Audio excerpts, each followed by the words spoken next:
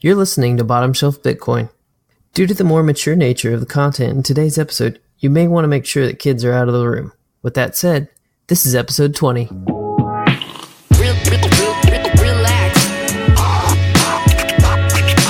Enjoy your coffee. Okay. Good morning, everyone. Take a chill pill. Okay. Hey everybody, welcome back to another episode of Bottom Shelf Bitcoin, the podcast that puts Bitcoin knowledge within everyone's reach. As always, I'm your host, Josh Humphrey, and this is kind of special for me. This is episode 20, so that's exciting for me. Thank you guys for listening this far. Today, my guest is none other than LightningK0ala, creator of Satoshi's Place. So if you don't know what Satoshi's Place is, it's kind of a group drawing app that uses Lightning, and I'll let Koala explain it a little better here in a second. Koala, welcome to the show. Hi, Josh. Thanks. It's a pleasure to be here. Before we get into Satoshi's Place, what's your Bitcoin origin story? So I got into Bitcoin around 2013. I can't remember exactly when I first heard about it, but I remember watching the Andreas Antonopoulos briefing with the Canadian Senate. That was like the big moment for me, and then it was like the rabbit hole from then on. Yeah, definitely. Yeah, I don't know anyone who doesn't describe it that way. Like, oh, I heard this talk, or a friend talked to me about this, and then I just couldn't stop myself going down the rabbit hole. Like, yeah, I think that's everybody. Yeah, I guess it describes like the depth of the field and the amount of things that you need to understand before actually beginning to understand. I don't feel like I fully understand it at all. It's just like an ongoing learning process. Definitely. I'm the same way. And, well, I mean, I think even Jameson Lopp says that, like, nobody knows everything yet. There are people who are better than other people at certain areas, but we're all kind of doing this together.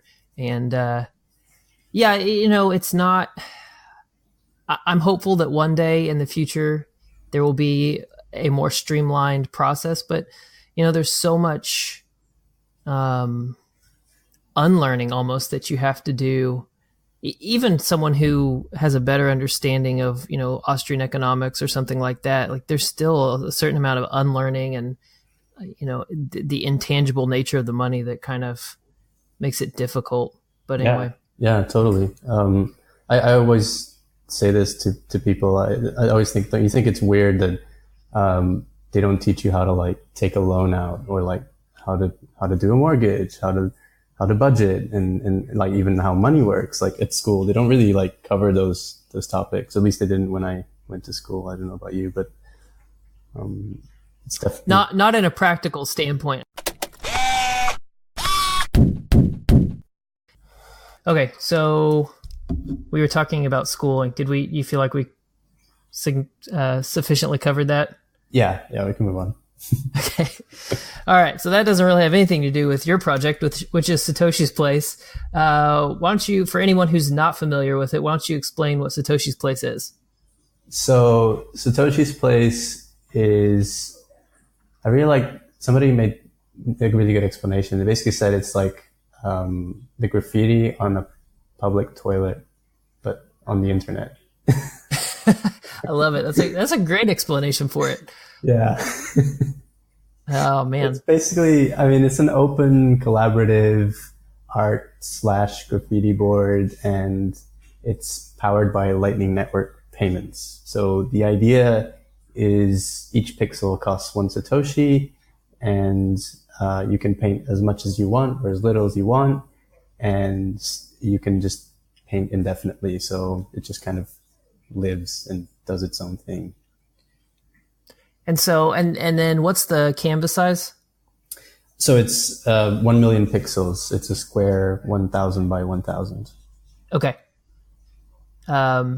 So then, all right. So yeah, this is great, right? This is one of those proof of why Lightning is good, because it wouldn't have made sense to do something like this before Lightning, really. You could have, but Yeah, I mean, the only way you could really do this is by having a sort of like a Steam wallet, right? You would deposit some money in, and then you could spend some of that money in a microtransaction, but it wouldn't really be a microtransaction, because you'd have to like deposit stuff into it or have like a subscription model or whatever. So yeah, so it is unique in the sense that it's like a true micropayment, like whatever one Satoshi is right now, it's like a fraction of a cent. You can literally just pay that. Yeah. And so I've got to confess, I tried to get on the other day, but then I was like, oh wait, I don't have, a Lightning node and channels and everything set up, and I have not been able to get all of that working yet. So I haven't used it myself. But my understanding is, so do you open a channel and then it just takes as much as you go, or do you pay in a certain amount and click submit and then it charges you? How does that work? I recommend trying out the LightningK0ala wallet if you're on Android. Okay. If you're on iOS, I'm not sure. I think RawTX or Swift Lightning. I think there's one implementation that's out in mainnet now, but I can't remember which one. But yeah, like LightningK0ala is pretty good. They have a testnet and they have a mainnet wallet, and Satoshi's Place is also on testnet. It's testnet. Place. So you don't even need to use real Bitcoin if you want to just try it out for the first time. Oh, very cool. Yeah, I mean, the idea is, so with LightningK0ala, it's a send-only wallet. You basically, there's a Bitcoin address that you can send some Bitcoin into it. And then the theory is the idea is the first time you have a Lightning wallet, you need to create at least one channel or two. And if you're a casual user, then most likely you just want to, connect to a node that has a lot of connections to it, a lot of capacity to it. Alternatively, you could also just connect directly to the service that you're going to use. So, say you're an Amazon customer and Amazon accepted Lightning payments, then it would make sense for you to open a channel with Amazon so that you can keep making purchases without having to open a new channel or keep closing it, whatever. But in theory, that eventually, once like the network grows and there's capacity that allows you to basically route payments across it, then in theory you wouldn't even have to open a direct channel with it. So, and a couple of people who have already been using Lightning, they didn't even have to open a channel directly with Satoshi's Place. Right, and that would be, in your theoretical scenario with Amazon, that would be the advantage also of, if you're going to only open one channel, of opening to a very well connected node, because then theoretically you could route to anybody else that's connected somehow to that Amazon channel or node, excuse me. Yeah, exactly. And some client implementations like LND, they already have this like autopilot feature, which actually does that for you in the background. Oh, really? It's just like open a number of channels with a number of nodes that it sees that are pretty good nodes to connect to. And so the idea is you abstract this from the user, so you wouldn't even need to think about channels. Yeah, very cool. I mean, I know that there are people who feel like we shouldn't just there are people who say just make it as easy as possible. And I don't agree with that, because there have been, forks and altcoins that have totally wrecked themselves from a security and privacy standpoint, trying to make things as easy as possible to use.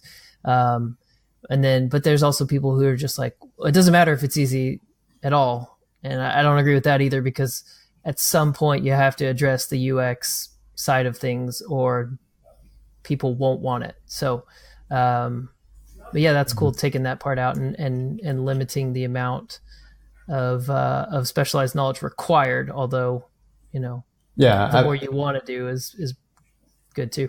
Yeah, I mean, I agree with the UX part. Actually, that's the angle I'm coming in from, because I'm not a protocol developer and I'm not even working on any of the Lightning implementations, but I'm actually originally an electronic engineer and eventually moved into software, like web applications and a little bit of mobile. So I'm coming at this problem from a full stack / front end perspective. And the way I see it is, I mean, again, Andreas puts this, he mentioned this before, he puts it pretty well. Like he said that, there's a big challenge or a big need to like improve the UX of Bitcoin, in general. And the same applies for Lightning. And so, yeah, I mean, you don't have to be a protocol developer if you're a web application developer or even a designer or something. There's a lot of stuff to do around coming up with metaphors or interfaces or whatever to make this more accessible and usable. And so Satoshi's Place is coming at it from that angle. Like the idea was, I want the experience for a user who opens, who installs a Lightning wallet for the first time. So the first thing they're going to ask themselves is probably like, well, what can I spend this on, right? I want to try this. I want to see if it works. That's probably the first thing you're going to think of when you install a Lightning wallet. And so, yeah, a lot of people have been setting up, Lightning stores where you can buy t-shirts and stickers and mugs and stuff. But I was looking at that and I was thinking, well, that's still like a couple of bucks, like $10, $15, $20, whatever. And then the cheapest thing you could probably get, what most well known at least was, Alex Bosworth's, project. He has this thing called YALS, which is, actually is a stab at, this other project called Yours. But it's, Right. Yeah, and it's sort of like a Reddit thing, right? Social media platform. So with Satoshi's Place, I thought, well, wouldn't it be nice if you had like this sort of rock bottom, price thing, like one Satoshi, right? It's like the cheapest thing you can find that you can spend some Bitcoin on and, immediately get feedback from it. And so that was the whole idea. And actually, you can even go lower than one Satoshi. You can even go down to 1 millisat. But yeah, that was the experience I wanted. I wanted somebody to open their wallet, set it up, and say, "What can I spend it on? Oh, here's this thing," and then bam, they've just painted a dick on the canvas. Yeah, that's. Oh man, I don't even know. You think there's anyone who actually has an accurate count of? Oh man. So actually, when this thing started growing and I started seeing like all the penises and I thought it was hilarious, and then so I put up a dick counter on the header, and it was totally fake. Like I just made it a random number between 20 and 100. But a couple of people thought it was real. I think Charlie Lee tweeted something like, "Isn't it funny that you have to like manually count the dicks to get it right?" Yeah. Well, I mean, and some of that's because it's perpetually changing too, right? Like people are drawing over each other's art. Well, art may be a generous term for some of the stuff out in there, but some of it really is artistic. Yeah, I think so. I mean, there was the Miney Penis Man. There's a famous character in the first couple of days. There was a flaming dick horse. There was like it started off with like a swastika, I think, and then it turned into like a red penis, and then the horse, and then somehow Satoshi and Roger Ver, and it's just there's certainly been a couple of interesting characters born out of this experiment. Yeah, well, I've really enjoyed watching. There's some YouTube videos that are like a time lapse of it. Did you put those up, or was that from somebody else? So a couple of people put it up. They figured out the API and they started like taking snapshots of the application.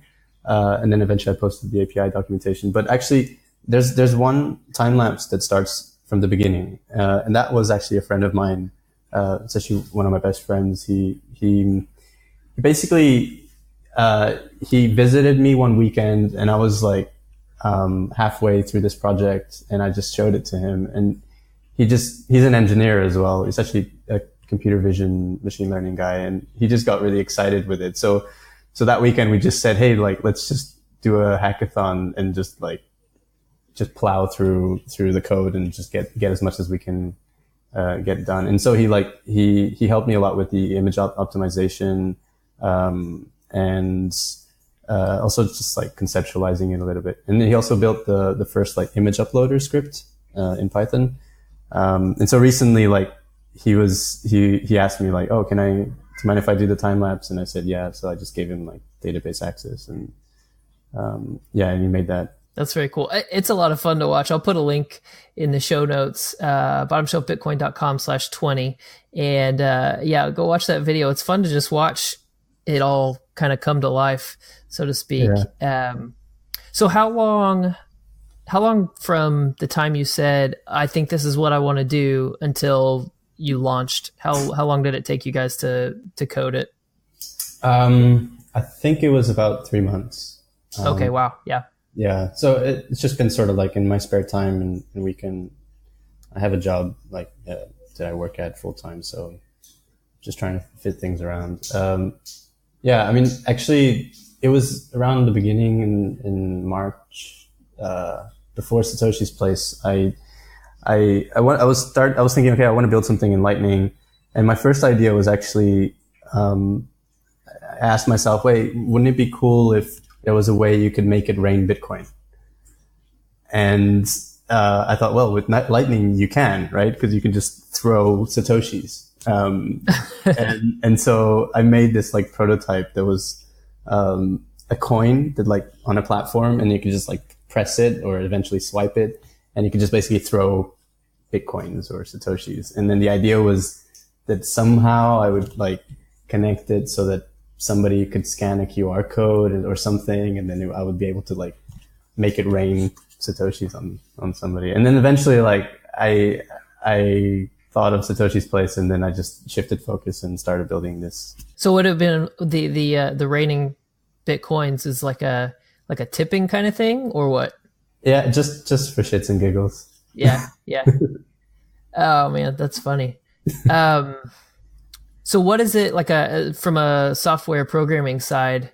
Don't give away any kind of sensitive information here, but what is it built on? Oh no, for sure. I no problems about that. So the node itself is in C Lightning. There is this really cool like service by a company called Zeit, and they basically they have a bunch of projects, but they do like this hosting platform that basically abstracts like Amazon AWS, Google Cloud, Microsoft Azure, and it just like puts everything under this like command line interface. So the whole project is like deployed with that as the hosting service, like the API and the web client. The node itself is actually, I tweeted about this. It's like an Odroid single board computer that just lives at home, and it's a full Bitcoin node and running this like C Lightning client. And then on the API side, it's just standard Express Node.js application. I got MongoDB as a database. I use WebSockets a lot. And then on the client, it's like there's this framework called Pixie that abstracts a little bit of the Canvas, HTML5 Canvas stuff. And then I'm also using Next.js, which is also made by the same Zeit guys, and but not that extensively because it's effectively like a single page application. That's pretty much it. Well, cool. Yeah. Okay. So tell me about this Odroid thing. I saw it pop up on somebody else's that they used that as a Lightning node, and and then I saw what you tweeted out, that picture. It's like this is so cool to have, these, because I tried to run just a regular Bitcoin node off a Raspberry Pi, and I was having. I think, I've seen other people do it. It's totally doable, but I was having issues with it. I think some of it just because of the size of the blockchain and having to put it off on a separate hard drive. Like, so tell me about the hardware that you've got running there. Yeah. Just out of curiosity, do you know which model you were using for the Raspberry Pi? It's a 3. Okay. It's the newest one. Yeah. So I tried running it on a Raspberry Pi 2B. And I got it up, but it was really slow at syncing. And Actually, somebody, trying to remember who it was now, but somebody posted a really good Medium article recently about Ethereum nodes and like some of the problems that they're having, like scaling. It's probably the Stop and Decrypt. That's it. Yeah. Yeah, he's got some really good stuff on there about Ethereum. Yeah. His latest, I think it was latest article. It was just amazing, and he covers this. So the problem is really like even if you sync up the full blockchain, you're basically listening in for new transactions and new blocks, right? But let's say that you lose your connection or your power goes down and your node gets offline for a day, right? If you bring it back up, you're going to have to basically catch up to what you've missed. Right. And so it's kind of like when you're driving in a highway, if the car in front of you is driving slightly slower than you, well, yeah, you're going to eventually reach it, but it's going to take time, right? Whereas if it's driving much slower, you'll catch up like really quickly. So that's the idea. Like what I saw with the Raspberry Pi was, yeah, I mean, you would be able to sync it and it could probably keep up with it. But if I ever had any downtime, then even like a day or two, it seemed like it would just take a long time to get back up to speed, maybe like a week or two. I never actually experienced that because I could see that it was pretty slow, and I thought, well, there must be something slightly better. It doesn't have to be that much better, but there's a lot of like the single board computer market has like grown a lot, and there's a lot of choices. So yeah, I mean, when it was my cousin who suggested I try the Odroid, and yeah, I mean, it still took a while for it to sync the blockchain in full, and about a week maybe. One of the issues with that board is maybe doesn't have a lot of memory. So I would say you need at least like 4 gigs of memory, and that board has about 2 gigs. So I had to use this thing called ZRAM that like compresses the stuff that it writes into memory, so it effectively increases the capacity, and it's worked pretty well. But the Odroid is actually pretty old now, like it's a couple of years old. So I'm really looking forward to the next generation that comes out. And I mean, Bitcoin's been really good at like keeping the hardware requirements pretty lean. So I think it's looking pretty good. I think it's the ability for people to run their own nodes. I think it's going to get better and better. Yeah. Well, I mean, and that's kind of, I guess now I have to link to the Stop and Decrypt article because we're referencing it again here. But that's part of what he talks about is that, Bitcoin has, as a network and as developers and stuff, we've made this effort to keep it lean because the whole idea is to have as many people as possible be able to run their own nodes. And to do that, you've got to be accessible to basically anybody. And And Ethereum doesn't do that. They don't care about keeping everybody able to sync their own nodes. And so they just keep pushing things out, which increases the hardware requirements. And you'll never catch up. So yeah, it's pretty crazy. We run like Ethereum nodes at the company I work with, and like the amount of issues that we have with it like keeps going down. And we've never had an issue with our Bitcoin nodes, but Ethereum ones seem to always be coming down. And then right now, like you ask anybody like, oh, do you run a full node or like what they call the archival node, which is basically just a full node. And people say, no, like you just use fast sync. Well, it's not the same thing. You're still trusting somebody to like give you a version of history. And basically that situation keeps getting worse and worse and worse. And I just don't see how people think that's fine. Well, right. Cause and he goes into this in the article, but like some of it is just in the nomenclature. So they call it a full node or they call it a node. But it's not actually fully validating right all the Yeah. transactions that come in, which is different from Bitcoin where, and I really appreciated these articles because I felt like I got a much better understanding of this stuff than I had. But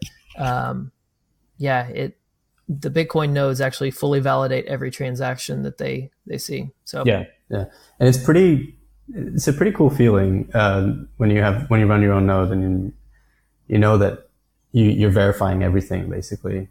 It's a pretty cool. And then running a Lightning node on top of that is like another step of amazing because it's like potential ways to monetize that node. Because before, like you didn't really have a way to monetize the node. I mean, yeah, you could. There is utility in it because you can use it to verify your own transactions, and if you're a merchant, then you definitely want one because you don't want to trust anybody else.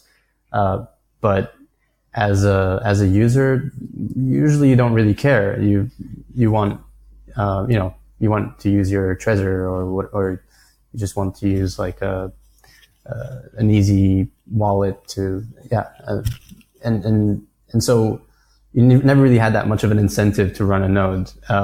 But now with Lightning, then there is. I mean, because you can route payments through your node, or you can build an application that can monetize itself. You can serve content. There's a lot of possibilities in what you can do with Lightning. Yeah, that's going to be my next thing. We'll see. I'm not working this weekend, so maybe I'll get it accomplished this weekend. And if so, then I can be on there drawing bottom shelf Bitcoin advertisements on Satoshi's place. So, well, let's get back. You talked about the API and about drawing stuff on there. One of the things I think is cool is people putting up things like, the white paper was on there for a while, or, it may still be on there again. Yeah. And people being able to put full pictures up. So explain that. How does that work?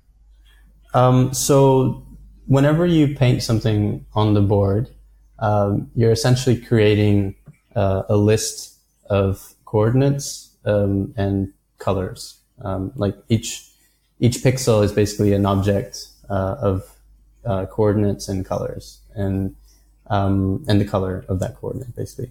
And so when you submit that order, my node will basically just read that and validate, make sure that the colors are, because I only accept 16 colors, and obviously you need to be within the bounds of the board. So basically it validates that, and then it creates an order. It's almost the same as like being in a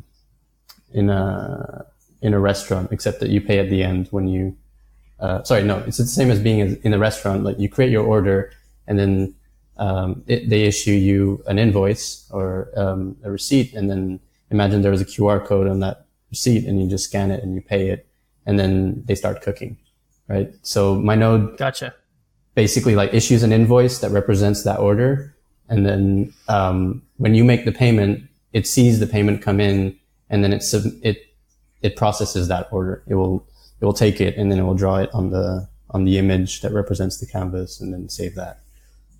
So basically the API, is open. And this is what I meant. Like people, started like reverse engineering the application and figuring out how the API works, even before I published details on it, which I was already planning on doing that. But yeah, essentially, if you go on, github.com/LightningK0ala /Satoshi's place, basically there's documentation there that explains how you can basically write your own script and upload images, which are basically the pixels, the object. So you could do anything. So yeah, Alex Bosworth today made this thing, Game of Life thing on it, and I was watching this time lapse of the testnet where it's basically every 10 seconds, it's updating this little square that he's created. And it's Conway's Game of Life. If you haven't heard about it, I'd recommend checking out. It's like this mathematician that discovered in the 70s, he discovered like this really simple formula to create emergent and like chaotic behavior. And he's basically done that on the board. Very and it's cool. just sort of like, it's almost like a video that's playing. Wow. Yeah. I'm gonna have to check that out.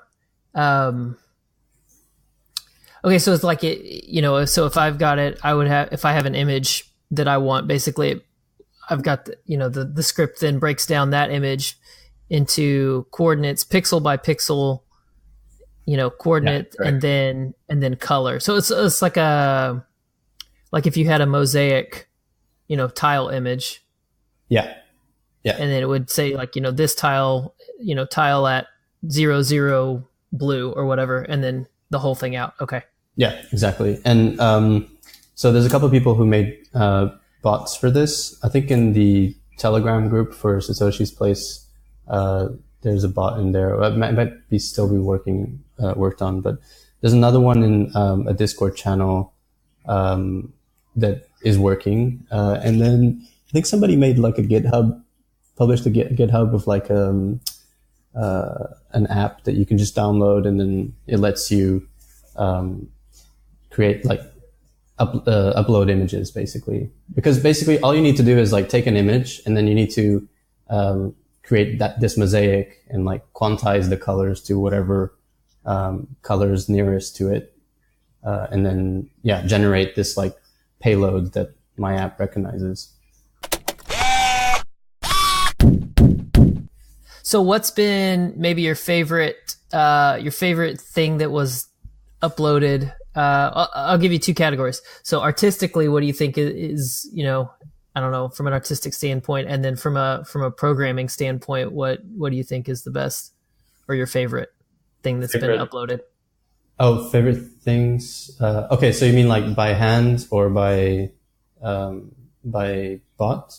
Either way, whatever you like. You tell me. By hands, it's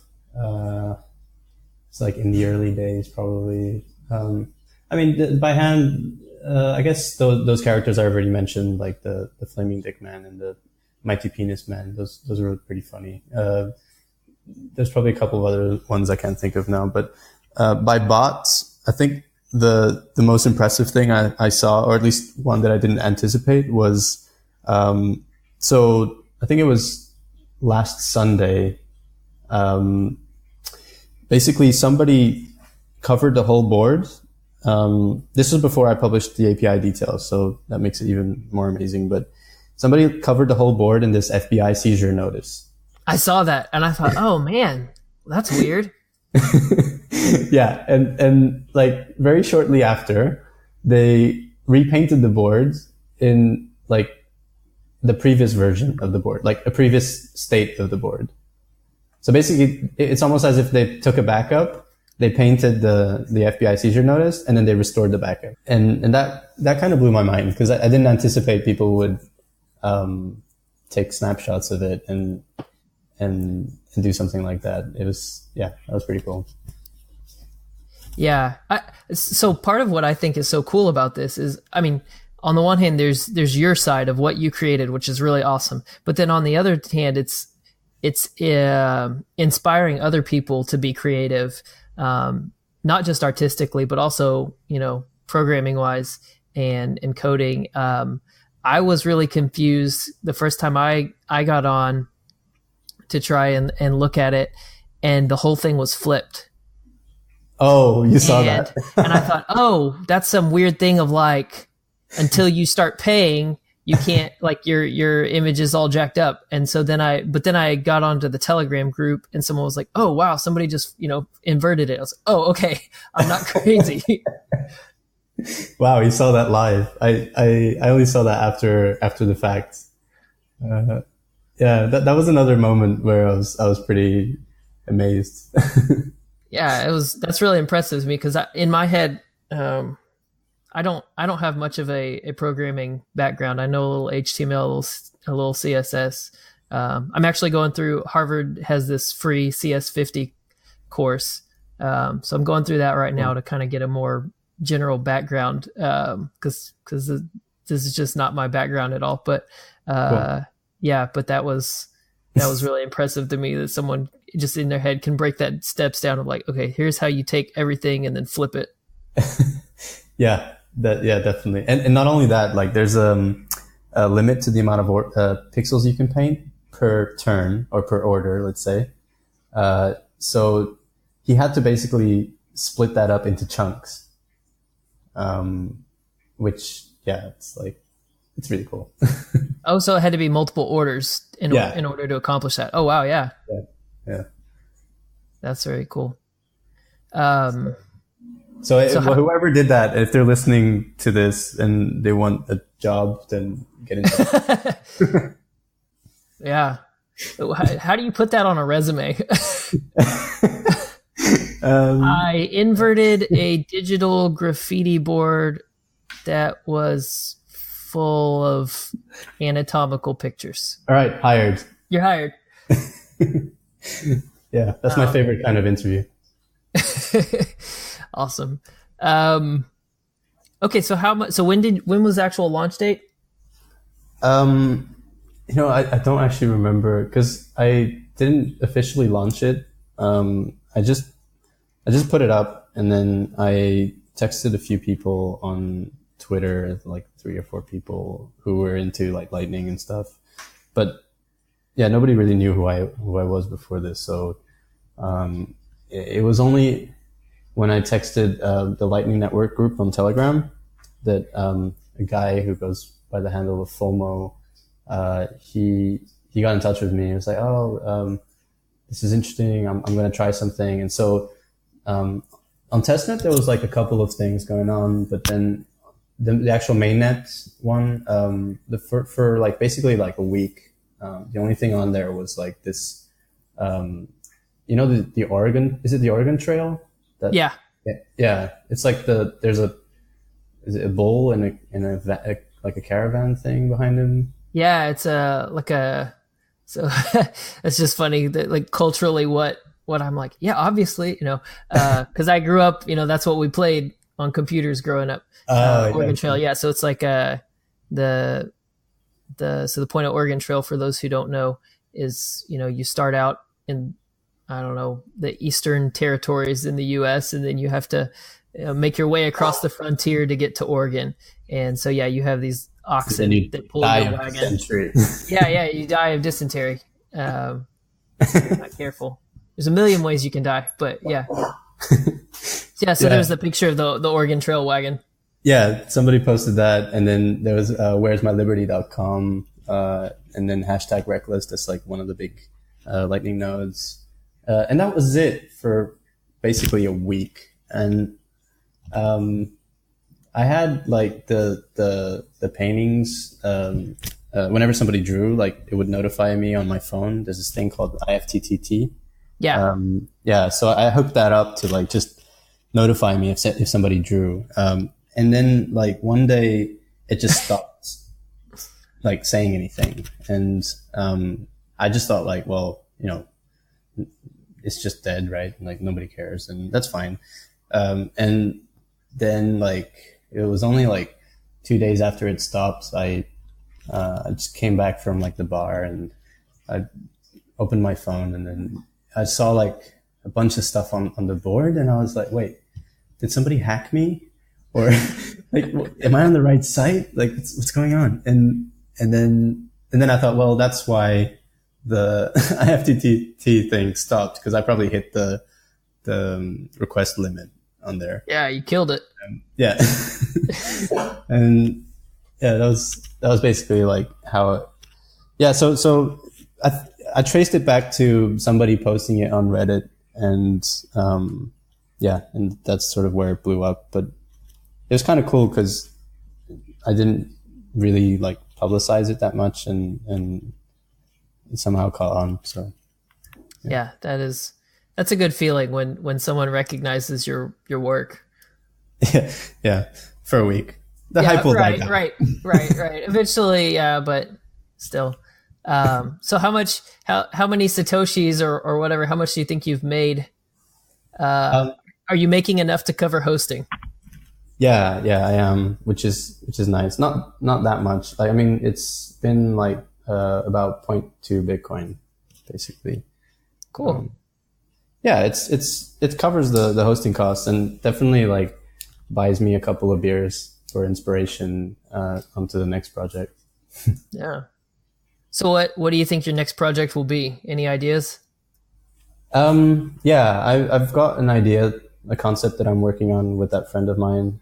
Or at least we're in the beginning phases where we're just like talking about it and hashing it out in words. And it basically, we want to take the idea of Lightning games forward and just push that idea forward. I mean, there's so much to explore in this space. Like if you take games as a topic or a category, there's just so much to look into. There's so many genres of games. There's so many, there's so many things you can do. And so basically, the trick is to see like, where does Lightning fit into it?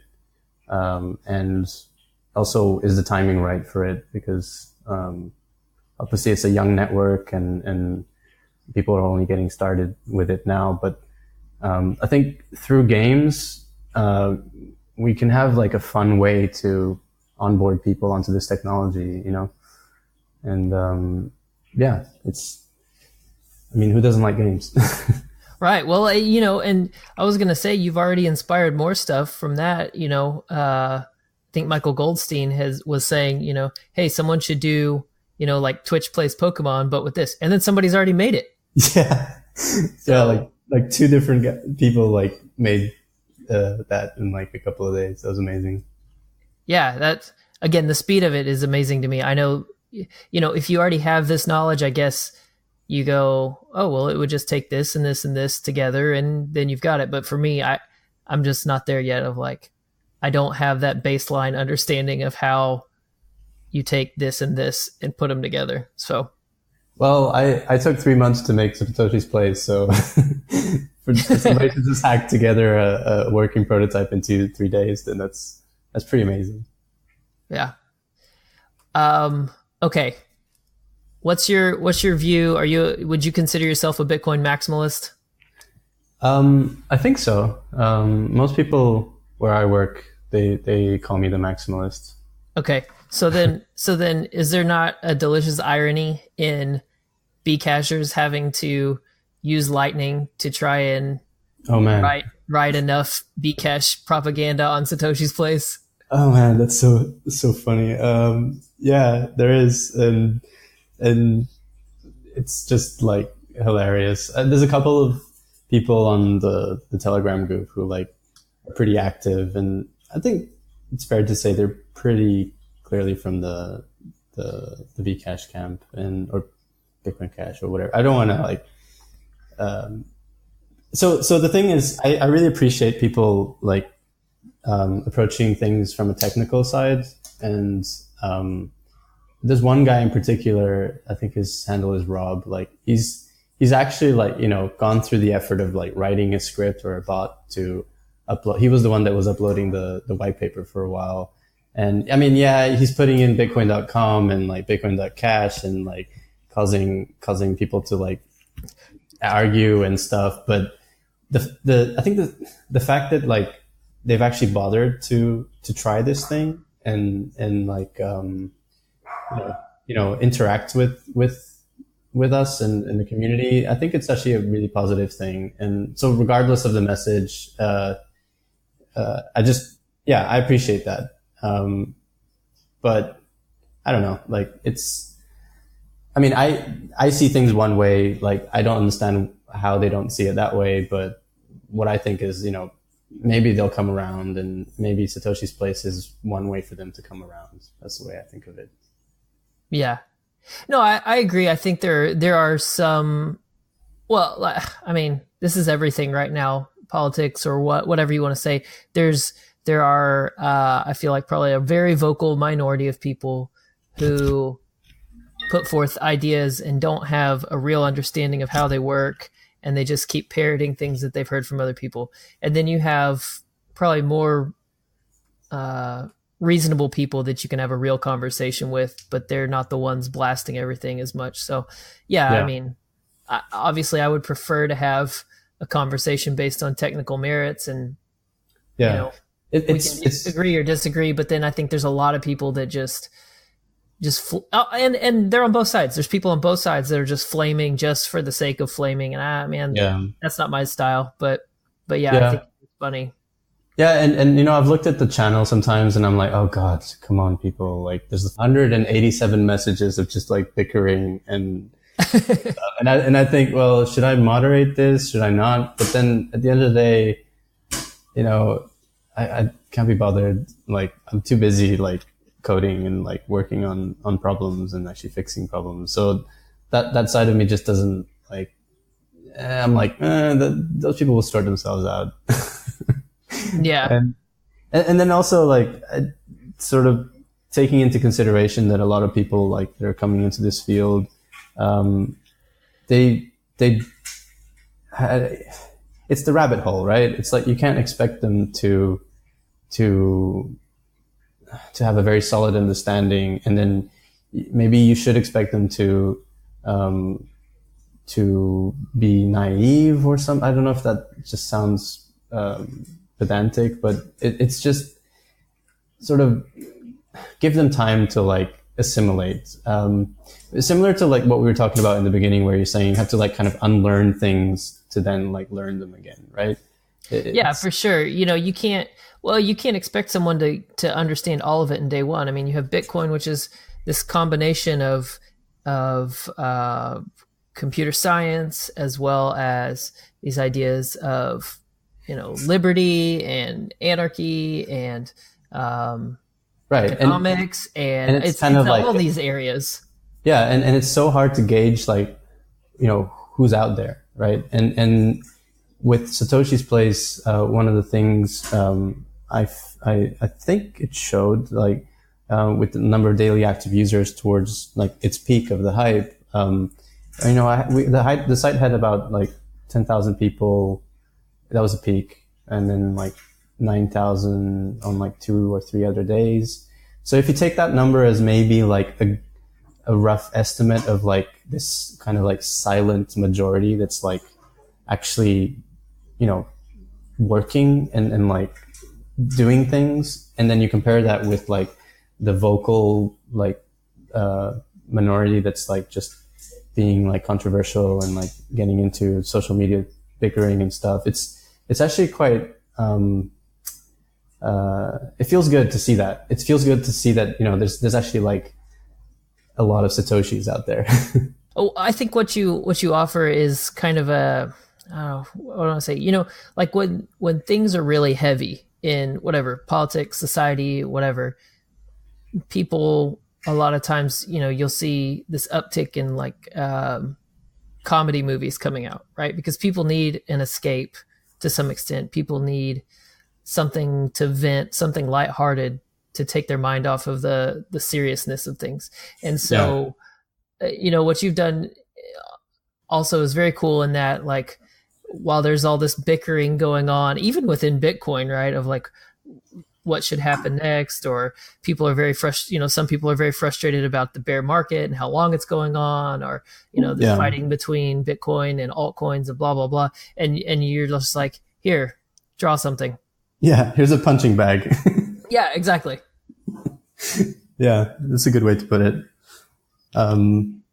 Maybe games are the punching bag then. I mean, it is a way for us to get distracted and just not be so serious all the time. So maybe we need more punching bags. Punching bags. Good stuff. All right. Trying to think. Was there anything else that you wanted to talk about or plug or? No, not really. I mean, if anybody's interested in this idea of like Lightning Network games, or maybe one thing we didn't talk about was so one of the ideas with Satoshi's place that I only realized this like halfway through working on the project was when that friend of mine was building the image uploader, and then we were like, well, you know what, like you can actually like host this as a separate service. So a separate website where you go there and then you put your image in, and then you hit submit, and then that service would basically send a request for an order to Satoshi's place, and then receive an invoice, and then create its own invoice with a surcharge, which is basically like the commission it wants to charge. And so you could basically create third-party services which can monetize themselves. And then not only that, you can basically chain those services and create this kind of like machine payable web sort of thing. And it's cool because it's permissionless. Like my API, like Satoshi doesn't care about like who you are or whether you have an authentication key or whatever. Like all it cares about is, are these pixels you're trying to draw valid, and are you going to pay me the amount that that you should? And so this concept of like Lightning enabling developers and merchants and artists and content producers to basically utilize each other's services and then in a programmatic way is I think is a pretty powerful concept. So yeah, I mean, anybody, if they're like interested in this kind of stuff, like get in touch with me and get involved. Like there's a lot of activity going on in the Slack groups for the LND group, C Lightning's in IRC channel, the Telegram group for Satoshi's Place and the Lightning Network. And yeah, and just build. Yeah. I love this, some people call it programmable money. And I think also just the idea of, no matter what it's for, I guess, I don't really care. But the advertising nature of Satoshi's Place is kind of cool, of how many people have put, little ads for their website or whatever. Yeah. And people were like telling me, oh, maybe you should, make the pixels more expensive, or you should make the board bigger, or you should make it possible for somebody to draw something and it persists for a couple of weeks. And then for a lot of these things, I was like, well, you don't need that. Actually, I don't need to implement that feature. You can just, for instance, you can just make a bot that like paints a logo, and then if it sees that anybody's drawn over the logo, it like immediately paints that part over again. So actually somebody's already done that. And that token soft logo in the middle is like been there for a while. And if you notice, like if you draw like even just one pixel, like it will like a couple of minutes later, it will like draw over that again. So yeah, it's pretty cool. Like the amount of creativity that people have come up with. All right. So the website is satoshis.place, correct? Yep. Okay. And then you are on Twitter at LightningK0ala, and the O is a 0. Yeah. Is that correct? Okay. Yeah. Just make sure I say that before they just follow somebody random. Yep, that's it. All right. Anything else you want to plug before we have to say goodbye? Nope. That's it. All right, man. Well, thanks for coming on the show, Koala. All right. Thanks, Josh. All right, that's going to do it for today's show. Remember, guys, you can help us out here by giving the show a good review on Stitcher and iTunes, and making sure you subscribe on whichever podcast app you use so you don't miss a single episode. Don't forget, I'm on Twitter at BottomshelfBTC. You can follow me there, interact with me, suggest guests for the show. A couple of people have done that lately, and it's a big help. I started posting on Instagram. I don't know if any of you guys saw that. I'm not a huge Instagrammer, but I put up a couple memes over there. I don't know if you saw. Yeah, I've been putting up some stuff. I just recently saw The Greatest Showman. So, yeah, plenty of content there from there for the memes. So sorry if you don't like Hugh Jackman. Get over it. And then also, if it's easier for you to listen to these on YouTube, I've been putting these up on YouTube on Thursdays. So, or if it's easier for you to share, on YouTube to somebody, to your Facebook page or to your family and friends, if that's an easier medium, use that. That's awesome. And then don't forget, you can support the show. You can buy Tuttle Twins books through my link, bottomshelfbitcoin.com/kidsbook. And then a portion of your purchase, it doesn't cost you anything extra. A portion of your purchase goes back to helping the show. And if you want to support me financially as a patron, you can go to patreon.com/bottomshelfbitcoin. And the full version of today's conversation will be up. Again, I had to kind of cut down for time. We just went on talking for a while. So, to keep it to a reasonable time, I have to cut some of that stuff out. So the extra content is over there. If you become a patron, then you can get access to that stuff. Oh, and then don't forget, if you're going to be in the Dallas area, or if you can be in the Dallas area on July 14th, BitBlock Boom is happening, and I'll be there. So hit me up if you're going to be in the area, or if you're just going to be in the Dallas area in general over that weekend.